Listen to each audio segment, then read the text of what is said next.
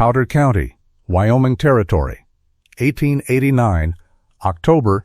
This is cattle country, where the ground itself is worth almost nothing, and the thing that walks on it is worth everything, and the only law that has ever truly run out here is whose iron touched the calf first. The stranger came up the freight road on a black horse in the last week before the fall shipping, and near the mouth of the valley he passed a lone cottonwood with one thick limb worn smooth and pale on its underside, and he looked at that smooth place the way a man looks at something he has already seen in 100 other counties, because a hanging tree wears the same everywhere, and he did not have to be told what it was for. He had ridden in the night before. He wore a brown felt hat pulled low, a patterned wool poncho gone soft and pale with dust, a blue neckerchief, and a gun belt with one Colt in it, and in that Colt there were 5 cartridges and 1 empty chamber, because he rested the hammer on nothing, the way careful men do, so that a fall or a kick could never fire the gun into his own leg. It was an old habit, and it had nothing to do with what happened here. What happened here happened because a calf is born into the world without a mark on it, and the man who owns the most irons gets to decide whose calf it always was. No cow ever stole itself in Powder County. A company did that, with a running iron and a tally book and a length of rope, and then it called the men it had robbed the thieves and hanged 2 of them from that pale limb to prove it, because it owned the man who decided what was true. The town at the bottom of the valley was called Ashcroft Bend, and it lived in the long shadow of one outfit, the Meridian Land and Cattle Company, whose brand was a plain bar over a circle they called the Bar O, and whose cattle covered the open range from the river to the far divide like a slow brown flood. Above the town the Meridian herds grazed fat and countless, and down along the creek bottoms the small outfits held their 40 and 80 deeded acres and ran their few hundred head on the same range, and every autumn a few more small brands vanished off the books, and a few more families loaded a wagon and left, and their ground came to the Meridian cheap, with the water and range rights attached, because a ranch that has been called a den of rustlers sells for whatever the only buyer cares to pay. 3 weeks before, in a town far to the north, the stranger had read a notice tacked to the wall of a stockman's hall, printed clean on good paper the way the important thefts always are. It was a resolution of the Powder County Stock Growers Association, and it declared that all unbranded stock found running on the open range, of whatever age, being presumed the natural increase of the established herds, were henceforth the lawful property of the association, to be gathered and branded at the association's own roundups, and that any man found in possession of that increase, or handling a running iron off his own deeded ground, would be dealt with as a rustler under the range law. He read it once for the words, and once for the trick folded inside them, which was the little phrase presumed the natural increase. Because he had learned long ago that when a man gets to own the range and write the roundup and decide which unbranded calf is whose, every calf in the county turns out to have been his all along. Then he folded the notice into his saddlebag and turned the black horse south. No man was ever hanged for stealing cattle in that country. Men were hanged for owning cattle a bigger man had decided to want. There were 2 powers in Ashcroft Bend, and they wore the same coat. The association owned the range, the roundup, the branding, the railhead loading pens, and the county brand inspector who stood at the chute and said whose cow was whose as it shipped. And the range detective owned the rope, and the word rustler, and the nights, and he drew his wages from the association, so the law and the brand and the rope were all the same law, and it all pointed one way, uphill, toward the fat brown herds and the paneled office far away that owned them. The association mostly stole cattle in the daylight by owning the meaning of the mark, and it wanted the small outfits gone not from cruelty but from arithmetic, because a small brand cleared off the range is a few more square miles of free grass and a few hundred more head no one has to explain. On the 15th of each month, a letter went out from a cold stone office 4,000 miles east, across an ocean, in the gray city of Dundee in Scotland, and it never once mentioned a rope or a widow or a boy left with no father. It mentioned head of increase and shrinkage and dividend, and it was signed by a syndicate director named Sholto Renard, who had never in his life smelled a branding fire and had learned that a man does not have to be cruel if he can arrange for the range law to do his cruelty for him and sign for it as an ordinary loss of stock. He is the man this story is finally about, and he never comes within 4,000 miles of it, and that is exactly the point. Warren Kell ran the Meridian on the ground. 45, heavy through the shoulders, a thick gold watch chain he ran through his fingers when he was thinking. He read the association tally books before he read his own mail. And for 3 seasons those books had told him a clean and terrible story, that his natural increase was coming up short by 2,000 head a year. That somewhere down in the creek bottoms the small outfits were bleeding his herd calf by calf. He believed the books because the books were his, and he had written twice to Dundee that he could not stop the rustling without a firmer hand, and Dundee had written back that other superintendents kept their shrinkage down to nothing in worse country than his, and Warren Kell, who was not a monster, had gone on believing the small ranchers were robbing him while his own roundup crews quietly burned the Bar O over every unbranded calf they could rope, his and theirs alike, and called the difference theft. Sax Rennick was the range detective, 33, and he had hanged 4 men, all of them small ranchers, all of them hanged for rustling, on the say-so of the man the association paid to find rustlers, with no judge nearer than a hard 2 days' ride, and no jury but the length of a rope. Rennick had a way of drawing a short running iron from his saddle boot and turning it in his hands while he talked, and men said it was worse than watching him touch his gun, because the gun only killed you, and the iron decided, after you were dead, whose cattle you had been hanged for. Ellery Frost was the county brand inspector, 54, and he was the honest one, which is to say he was the most dangerous man in the whole arrangement and did not know it.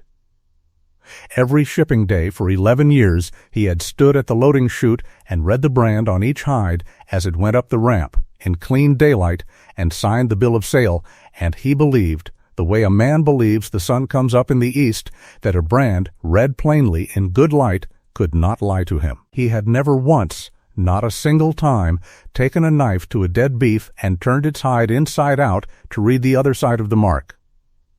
A brand is only ever as honest as the last iron that touched it, and Ellery Frost had spent 11 years reading the last iron and calling it the first. And there was an old man named Pruitt Gann, 60, the toned butcher and tanner, whose father had skinned buffalo before there was a rail or an association or a Bar O, and who had dressed perhaps 10,000 beeves on the killing floor behind his shop, and he knew a thing that Ellery Frost, with all his honest years, had never troubled to learn, which is why this story has an ending and not just another smooth place on a limb. The valley was not a tally book either. There was a young woman named Cass Teal, 24, who ran what was left of her father's outfit, the Ladder T, a small brand of 1 bar with 2 short rungs that her father Amos Teal had burned on his stock for 19 years, older than the Meridian's claim to that range by 6 years. 8 months before, in the cold end of the winter, Sax Rennick had ridden into the Teal place, cut out 40 head of Ladder T cattle, swore they carried the Bar O under the bar and rungs, and taken Amos Teal to the lone cottonwood and hanged him from the pale limb before his daughter could ride the 11 miles to town for a law that did not exist. And he had done it lawfully, which is to say, no one had stopped him. Cass Teal had buried her father and kept the Ladder T out of something harder than grief, and she still ran 120 head down in the creek bottom, and every man in Ashcroft Bend knew the Ladder T would be the next brand to vanish off the books. On the second morning the stranger rode down the creek bottom and found Cass Teal in a pole corral working a rope on a heifer, and he sat the black horse at the rail and told her the thing no one in Ashcroft Bend would say out loud. "Your father," he said, "did not steal 1 cow in his life. They hanged him for the mark, not the theft. They cut his own cattle out of his own herd, and they will swear his bar was burned over their circle, and not a man at that railhead can tell them different by looking, because the lie is written on the outside of the animal where everyone reads it." Cass Teal coiled her rope and looked at him a long moment, and she did not cry, because she had done her crying in the cold end of the winter and had none left.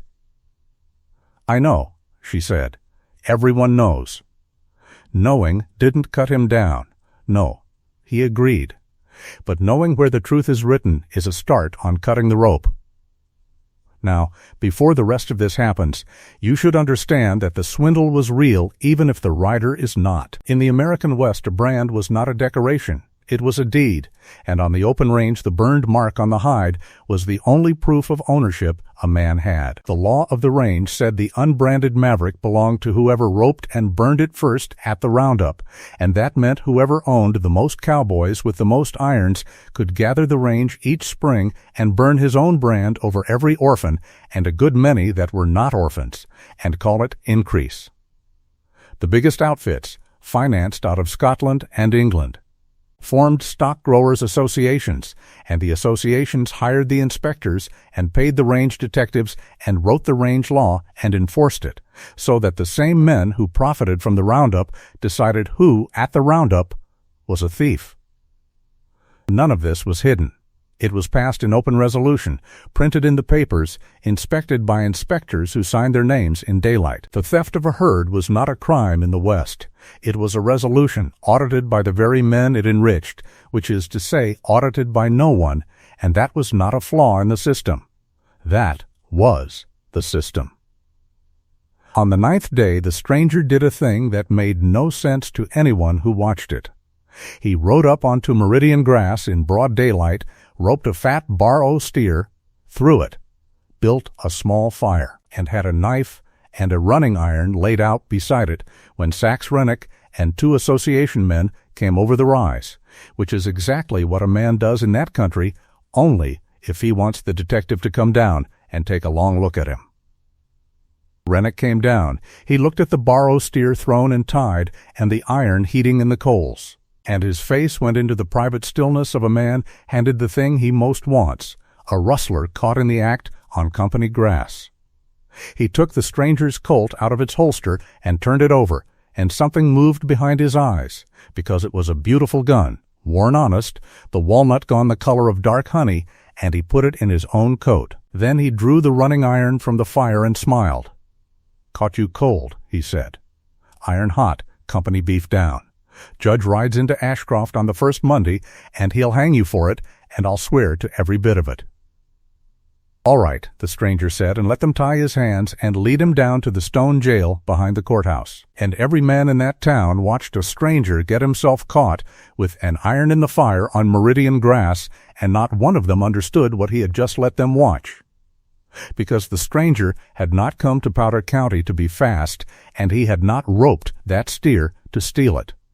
He had come because the fall shipping was in 6 days, and on shipping day the whole apparatus of the thing would stand in one place at 1 hour, Kell and Frost and Rennick and the circuit judge himself. In to hold his one autumn session across the square, and for one morning every man who mattered would be gathered at the loading chute in the light, next to the cattle, next to the marks. The machine turned on a single hinge, the same as every machine the stranger had ever broken. Nobody in Ashcroft Bend had ever thought to look at the other side of the hide. On his 3rd night in the stone jail, old Pruitt-Gann came, on the pretext of bringing the prisoner a supper of beef and bread, and stood at the barred window in the dark. "You had an iron in the fire," the old butcher said, "but you never touched that steer with it. You wanted taking." "I did," the stranger said. "Then you know something," Gann said. "And I have skinned 10,000 head, and I will tell it to you once, and then I will go home, and I will not have told you. When a man burns a brand on a living beef, the fire kills the skin in the shape of the iron, and the hair grows back, and on the hair side a clever hand with a running iron can burn a new shape over the old one and blot it so no inspector alive can read what was there before. But the burn goes deeper than the hair. It scars the hide itself all the way through, and the scar sets in the shape of the first iron and never changes, and if you skin the beef and turn the hide over to the flesh side, the first brand stands there white and plain as the day it was burned, and no second iron can reach it, because you cannot burn the back of a hide from the front. Frost has read the hairside for 11 years. He has never once turned a hide over. Gann was quiet a moment. "There is a beef hanging in my shed right now," he said. "A fat Bar-O steer the Meridian itself sent down to be dressed for the shipping crew. My knives are sharp. The shed backs on the alley behind this jail, and the bar on that window is looser than the county thinks." He set the wrapped supper on the sill. A man who could get out for a few hours before dawn on shipping day and skin that steer and turn its hide might carry the truth into the pens on his own 2 arms, and no running iron on earth could reach around behind it and blot it. He picked up his basket. "But I am an old man with a shop and a lease," he said, "and I have told you nothing, and I am going home." And he went home. The stranger sat in the dark and ate the beef and the bread and did the only arithmetic he had come to Powder County to do, which was not arithmetic this time, but geometry. The plain geometry of a thing that has 2 sides and a town that has only ever looked at one. Shipping day came up cold and bright, a hard blue October morning with frost still white in the shade of the pens. The Meridian gathered 800 head bawling and steaming in the cold, and the whole of Ashcroft Bend came out as it did every fall, payday and spectacle both. Warren Kell stood at the head pen with his tally book and his gold watch chain, counting his increase up the ramp into the cars. Ellery Frost stood at the chute with his brand book open on a plank, reading each hide as it passed. Bar-O, Bar-O, Bar-O, and signing the bill of sale for every head. The circuit judge, a gray, tired man who had been lied to by better-dressed men than these, sat a rail fence with the court not yet opened across the square. Sax Rennick stood by the jail wagon with the beautiful stolen colt now riding on his own hip, and he had worn it 6 days and never once thumbed open the loading gate to see how the man he took it from had left the chambers.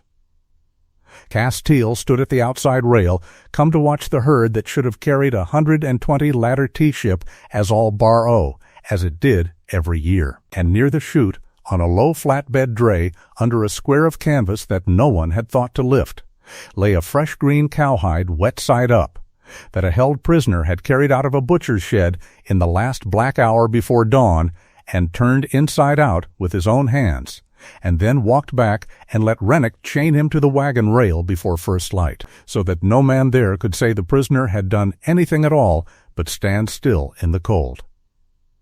When the pens were half emptied, Warren Kell called for the Teal cattle to be run up, and Cass Teal came off the rail and said what she said every year, that those were her cows, that her father's bar was under no man's circle, and Kell did not even look up from his tally book, because he had heard it every fall, and the book said otherwise, and the book was his. "Cut the canvas," the stranger said, from the chain at the wagon rail, loud enough to carry across the pens in the cold air. "Mr. Frost, you have signed 11 years of bills off the hair side of the hide. Turn one over. Cut the canvas and read the back of it." Something in how he said it stopped the chute, and Ellery Frost, who was an honest man before he was a coward, walked to the dray and pulled the canvas off the green hide, and there it lay, turned flesh side up and burned into the raw inside, white and plain and deep all the way through, was a bar with 2 short rungs. A ladder T. Under the bar O. On the back of the hide, where no running iron had ever reached, Amos Teal's brand stood exactly where the Meridian's iron had been burned over it on the hair side, the first fire under the second, plain as a signed confession. Ellery Frost stared at the flesh side of that hide the way a man stares at his own hand doing a thing he did not tell it to do. Then, because he had been a surveyor of marks before he was a company man, he did what no inspector before him had done. He turned 2 more hides off the crew's supper pile, both Bar-O beeves butchered that week, and both told the same white truth on the flesh side, the Bar-O on the outside, some ruined man's brand on the inside. "Mr. Kell," said Ellery Frost, in the flat, sick voice of an honest man doing the worst arithmetic of his life in the open, "whose cattle have I been shipping?" And Warren Kell, who was not a monster and did not become one that morning, who had believed his own tally book for 3 seasons because the book was his, looked at the row of turned hides with their small dead brands showing white on the flesh side, and understood in one long second that the shrinkage he had apologized to Dundee for had been walking up his own loading ramp every autumn wearing his own iron over other men's, and that the rustlers he had hunted had been the men he was robbing, and he reached out of nothing but instinct for the man who had turned the hide. He did not reach for a gun. Warren Kell had never in his life needed to hold a gun. He pointed one thick hand at the stranger and said, "Take him," and Sax Rennick drew the beautiful stolen colt from 4 feet away, put it at the back of the stranger's head, and thumbed the hammer. Click nothing, an empty chamber where a careful man rests his hammer, the oldest and cheapest habit in the West, taken off him by a man who had never once bought his own gun and had therefore never learned how another man loads one. The stranger was already moving. He had a short length of chain between his wrists and put it across Rennick's gun arm and wrenched it, and the colt came loose into the cold bright air, and the man it belonged to took it back out of the air with his ironed hands, and he did not point it at Rennick, who was down on one knee now with his arm hanging wrong, and not at Kell or the judge, but pointed it, flat and level, at the row of turned hides on the dray. "You can hang the man," the stranger said, and his voice went out across the pens in the cold. "You did hang the man. You hanged 4 of them off that tree at the mouth of the valley for the marks on the outside of these hides. But you cannot blot the back of a hide, and you cannot hang the back of a hide. And every one of these dead beeves will tell on you from the inside for as long as the leather lasts, in front of any honest man who will pick up a knife and turn one over. Kill me, and they still tell. That is the whole trick of it. I did not beat your detective. I turned your hide." Rennick, down on one knee, reached with his good hand for the second gun in his boot, because a man like Rennick always has another man's gun in his boot. Bang! It was the only shot fired at the loading pens that morning, and it went into the frozen ground beside his hand, and he stopped reaching. The 2 association riders looked at a chained man holding a smoking colt and a row of hides confessing on their backs, and arrived at the correct conclusion, and put up their hands. The circuit judge climbed down off the rail and turned a hide over himself, because he was a circuit judge and had been lied to by better-dressed men than these, and what he read on the flesh side of that leather ended the Meridian's Rustler stories in the length of one look. The stranger picked up Ellery Frost's brand book off the plank and held it out to him. "This was never wrong either, Mr. Frost," he said, not unkindly. "It wrote down exactly what the last iron burned. It just never once got to read the first one. That is how they use an honest man. They do not ask you to lie. They only ask you never to turn the hide over." He put the book back in the honest man's hands. "Here is what the turned hide bought, because you should have all of it, and not only the part that feels good." Sax Rennick went to the rope himself for the 4 men he had hanged on his own say-so, which had been lawful killings of rustlers right up until the morning the association stopped being worth anything to protect, and then, in the space of one turned hide, 4 lawful hangings became 4 murders. Because a man is only ever as innocent as his employer is powerful. Warren Kell was tried in Cheyenne that winter, and not for the 4 men on the tree, because the territory had no crime for hanging a small rancher off an association say-so. He was tried for filing false brand inspections and defrauding the deeded owners of their stock, which is to say he was punished for the paperwork of the theft and not the theft, and he paid a fine the syndicate covered out of one season's dividend and served no day at all, because stealing a poor man's cattle by owning the meaning of a mark has never once in the history of that country been the kind of stealing that sends a man to prison. Ellery Frost resigned the same week, went back to his own few head on his own few acres, and he sleeps well. And that may be the most frightening sentence here, because the man who reads the outside of the hide always sleeps well. It is the men who hang under the tree who do not. Pruitt Kahn still skins beeves behind his shop, and he turns every borrow hide over now out of a habit he did not have before. and says nothing and goes home. The county took the latter T back onto the record in Castile's name and cleared her father off the rolls as a rustler, and the pale smooth limb on the cottonwood carried nothing but its own leaves, and the next fall Castile ran 120 latter T head to the rail herself and stood at the chute while an honest replacement read her own bar and 2 rungs off the hide and signed her name to the bill, and she did not cry. Because she was still out of crying, but it was a different kind of not crying than before. Her father stayed hanged, though. Dead is dead, and no turned hide leaves a hanging tree back into a living man. But the range law stayed exactly as it was written. The maverick still belonged to whoever burned it first at the roundup, and whoever owned the roundup still owned the iron, and nobody repealed a word of it, because it was never the law that got broken that morning. It was only one hide turned over. The Meridian sold its Powder County range that autumn to another syndicate 2 counties west, at a price that still turned a profit after the fine, and the new syndicate registered its brands properly this time, in open court, in daylight, and set about gathering a different valley's mavericks legally forever, and no stranger will ride into that one, because there will be nothing left to turn over. It will all be a resolution, passed and printed and inspected and correct.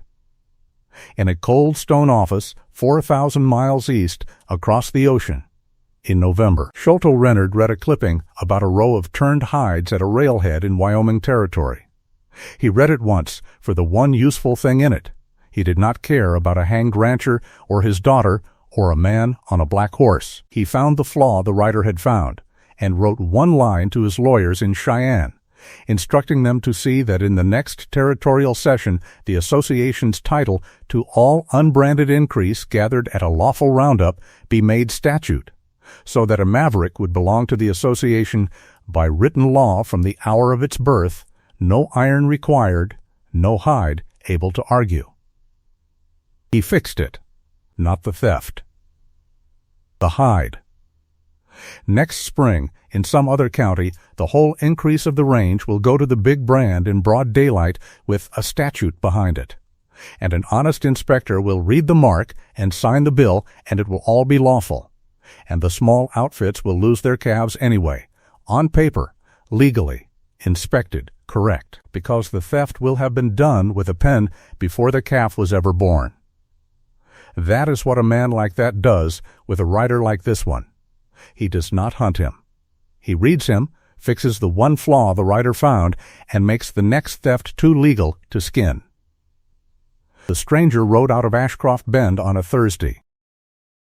Castile walked the black horse up to the freight road and tried to give back the little money he had left in her coffee tin, and he closed her fingers over it and told her that a season of shipping your own cattle under your own mark costs more than she thinks, and to spend it like it might be the only one. She asked him where he was going. Nowhere, he said. That is the whole trick of it. Behind him a valley that had watched its calves walk up a loading ramp wearing another man's iron every autumn went back to its cattle, and far to the east a man in a cold office turned a page with a clean, dry hand. The bounty on a man with no name and a black horse went up that month by $400, posted by nobody. The Cheyenne paper ran 6 inches about a strange scene at a Powder County railhead and never once printed the word stolen. He rode south toward whatever was waiting on the road ahead. He was not happy. Men like him do not get happy. They only get a little further down the road and a little more alone at every gate. Before you go, I need one thing from you. Comment below. 3 words. Where are you from? Country, city, the place you are listening from tonight. I read every single one, and I want to know who is out on this road with me in the dark. This was the story of Ashcroft Bend, a town that lived under a hanging tree and a company that owned the meaning of a mark, and a stranger who could not be shot fast enough to keep him from turning one hide over. Where does he ride from here? Comment below and help me decide, because the road is long and the writer has not yet chosen his turning. Subscribe so you do not miss the day he finally turns east across the water toward the Cold Stone office and the clean, dry hand, and the man who owns the meaning of every mark. And one more thing. Tell me which one you believe truly holds a man in this country, the rope or the iron that decides, after you are dead, whose cattle you were hanged for. Like this video if you believe the real enemy was never the rustler, and never the fastest hand, but the running iron and the tally book and the hanging tree that gets to call a man a thief while it robs him. See you on the next road.